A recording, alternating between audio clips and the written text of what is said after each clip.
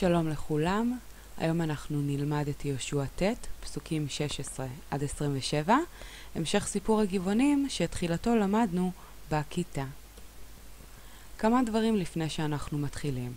ראשית, מדובר בשיעור שהוא שונה ממה שאתם מכירים, אך הוא שיעור לכל דבר. עליו תתבסס עבודת הכיתה, וכמובן שהוא מהווה חלק מהנושאים לבחינה הבאה. במידה ופספסתם חלק כלשהו, או יש דבר מה שאינו ברור, תמיד אתם יכולים לעצור את הסרטון ולחזור אחורנית. כפי שאתם שמים לב, אנחנו לא בכיתה, כך שבמידה וצצה איזושהי שאלה, האצבע שלכם לא תעזור כרגע. לכן אני מבקשת שאת השאלות תרשמו במחברת, ואיתן תגיעו לשיעור שתחילתו אני אקדיש לשאלות הללו. מקודם ציינתי שהשיעור הבא יתבסס על השיעור הזה, לכן כולם, בלי יוצא מן הכלל, מגיעים לשיעור הקרוב עם תוכן המצגת במחברת. בין אם זה אומר שאתם מדפיסים ומדביקים, או מעתיקים באופן ידני לשיקולכם. השיעור הזה יתמקד ביהושע ט' פסוקים 16 עד 27, אך לפני שאנחנו ממשיכים, אני רוצה שנעשה סקירה קצרה של מה שאנחנו למדנו ומכירים. הפרק נפתח בכך ששישה מלכים מחליטים להתאגד ולהילחם נגד בני ישראל, בעקבות זה שהם שמעו דבר מה. מדובר על המלך החיתי, המלך האמורי, הכנעני, הפריזי, החיבי והיבוסי. לאחר מכן מסופר לנו שגם תושבי גבעון שמעו דבר מה, אך אני יודעת בדיוק מה הם שמעו. הם שמעו את מה שיהושע ובני ישראל עשו ביריחו ובאי, ובעקבות זאת הם מחליטים לפעול בעורמה. העורמה שלהם מתבטאת בכך שהם מצטיידים בציוד מאוד מאוד מוזר וישן.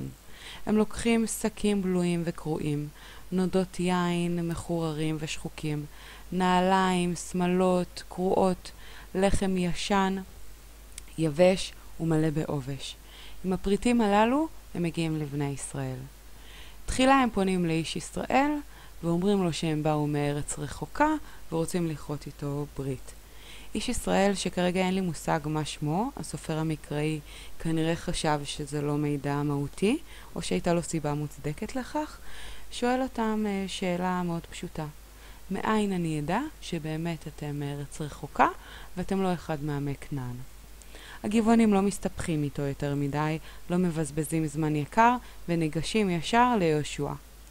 יהושע המנהיג, שבשלב הזה אני מצפה ממנו לבצע תחקיר מקיף יותר מאיש ישראל, שואל אותם שתי שאלות. אחת, מי אתם? והשנייה, מאין באתם? כעת, בעקבות שתי השאלות האלה, הגבעונים מתחילים לספר לו סיפורים.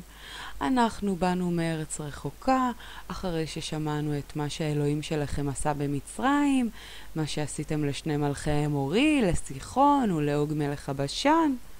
בעקבות הדברים הללו, כל תושבי הארץ שלנו והזקנים אמרו לנו, אתם חייבים לקחת צידה לדרך ולכרות איתם ברית. אז כמובן שלא התמהמנו ולקחנו את הצידה, וכמו שאתם רואים אנחנו כאן. אבל יצאנו עם שקים קדושים בכל טוב, ותראה איך השקים נראים עכשיו, הכל קרוע, לא נשאר אפילו קמח שאנחנו יכולים לכבד אתכם. נודות היין היו מלאים ביין, והכל נשפך בדרך מרוב החורים שהיו בנודות היין הללו. הנעליים היו חדשות, השמלות מהשוק, ועכשיו הכל קרוע, אין לנו מושג איך אנחנו הולכים לחזור את כל הדרך הזאת. הלחם היה טרי וחם מהמאפייה, ועכשיו הוא גדוש בעובש, אין לנו מושג איך אנחנו באמת, אנחנו מתנצלים שאנחנו צריכים לכבד אתכם בלחם הזה. אבל אנחנו באמת עברנו דרך מאוד מאוד ארוכה, ואנחנו רוצים לכרות איתכם ברית. יהושע משתכנע, כפי שאנחנו רואים בפסוק 15, וכורת איתם ברית.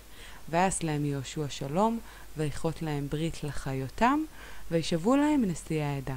גם נשיאי העדה נשבעים לא לפגוע בגבעונים, לא משנה מה, הגבעונים יישארו בחיים. את המשך השיעור אנחנו נראה בלינקים הבאים, היות ואנחנו מוגבלים בזמן, וכך נראה גם מה עלה בגורל הגבעונים. להתראות בינתיים.